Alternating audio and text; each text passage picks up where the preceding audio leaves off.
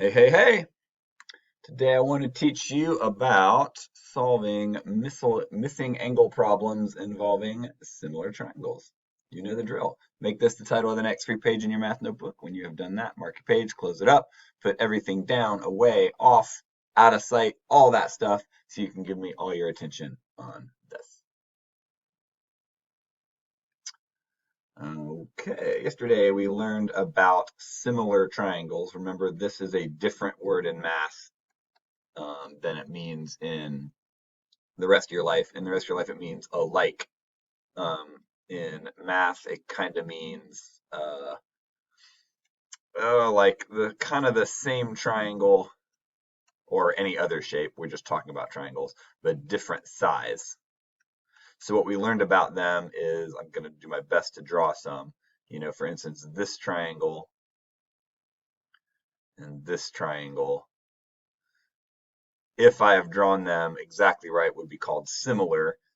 Because they're sort of the same shape of triangle. It's not like this. That's a totally different one, but they're different sizes. And what we learned yesterday about similar triangles is all three of their angles are the same. So this looks like probably a right or nearly right angle. And those would match in both, even though they're different sizes. As with this one, if those triangles are similar, those angles would be exactly the same, and so would this one. So we learned that about them. And then we also learned in similar triangles, their sides are all in an equal ratio. So for instance, this was 2 of whatever kind of unit, and this was 10. That would mean the sides are 5 times bigger on the large one than the small one. So if we also then found out this one was 1, we would know it would have to be the same ratio. So if this was times 5, this would be times 5. And if this one was 3, then it would be times 5 as well. So similar triangles, their sides are equal ratios with each other, and their angles are the same. So using those facts, we can solve a problem like this. So check these out. Take a moment and look before I continue. And I want to find x in this triangle. Looks kind of weird. So what we learned the other day is this. So first thing we know is since these are similar triangles, all three angles in both triangles are equal to each other. So even though I only know one angle in this triangle, I actually know more because I know these are similar. That would mean that this is a 70-degree angle and this is a 50-degree angle. And I can use that fact to now find x. I also know, in addition to knowing my angles match, and I could also do this. Either triangle, all three angles are going to be the same. And I can use either one now to find x because I know that the sum of the three interior angles of any triangle is 180 degrees. So I know that 70 plus 50 plus 2x plus 4. If I take either triangle, I add up the three interior angles, I always get 180 degrees. And that's an equation that I know how to solve. So if I combine some like terms here on the left, that would be 124 plus 2x equals 180. Subtract 124 from both sides. I'm going to have to do that out to the side, sorry. 56 to go. So I'm going to have to kind of go up here. I've got 2x equals 56 left. And divide both sides by 2. So not so bad of a problem to solve now that I know that angle business. 50 divided by 2 is 25. So 52 would be 26. So 54 would be 27. So 56 is 28. And x equals 28. Now notice that does not mean that my missing angle is 28 degrees. It's not. It's 2 times 28 plus 4. 2 times 28 is 56, so it's 60 degrees. Not 28, but I wasn't asked to find the angle. I was asked to find x. So I did. All right. Open your math notebook. Let's do one together. This one's different than the last one. We're going to use a different type of equation to solve it, but similar idea.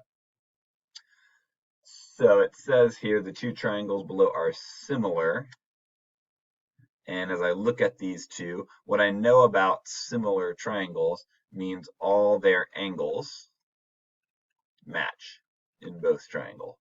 I also know that business about the sides being in ratio, but we're not really asking about that, anything to do with the sides. I'm just asking you about these angles. So I know all angles match, and you'll notice these are, we would call probably corresponding angles. They're the same angle in the two similar triangles.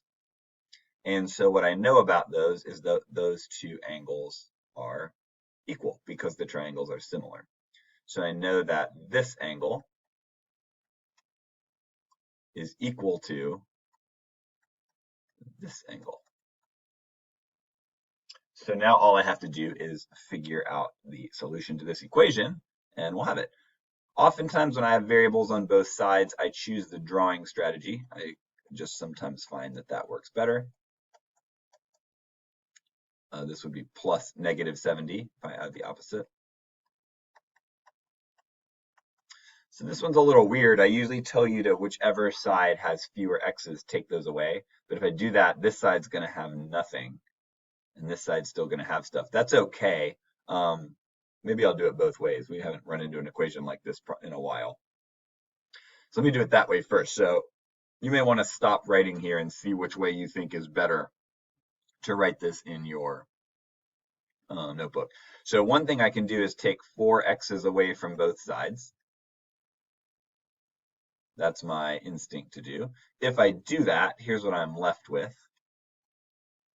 I'm left with 2x here and the -70 here and nothing there, which is, I guess, 0. Whoop, there's your news and your weather. I can find the solution already from here. I don't really need to do much more. We're not used to finding your solution like this, but you can. You know, if this is -70, I know these two together have to be +70 total, which means each one is positive. That doesn't look like a positive sign. 35. So if each of those are a positive 35, plus -70 would make 0. So that's one way I can solve it. If you don't like that, if it's just like too uncomfortable to end up, we're used to the number being here and the variables being here, and that just didn't happen. So another thing I could do is go back and if I would rather move these away, that way I have kind of more what I'm used to. What I would do there is I would put their opposite on this side and on this side. So I could put 6 opposite x's here. That's all a big 0. And I could put 6 opposite x's here. And what's going to happen is a lot's going to cancel away. Like these are all going to cancel. And 4 of these are going to cancel. And I'm going to be left with that, 2 opposite x's and a -70. And that I'm used to solving. That I can tell each of those, an opposite of x would have to be -35. Because 2 -35s make -70. Which would mean regular x, just like we found the other way, is 35. So either one of those ways to solve that is totally fine. Doesn't make any difference which way. So you can write down whichever of those two methods you prefer. If you preferred the first, just pause here and rewind to where I had the other method. If this one makes sense to you, we don't often have to do this opposite of x, and some people aren't this far in their equation solving to have gotten to that level. So that may be confusing. So y'all, that's how you find the how you solve variable problems involving similar triangles. Basically, you just know that the angles are equal, and you can solve an equation knowing that. Hope this made a lot of sense to you. If you caught yourself zoning out, not paying attention, or confused, please give this video another watch so that you feel very strong about this as we move on to what builds on it in the next lesson. And once you feel like you've got a handle on it, you're ready for the next steps. See you next time.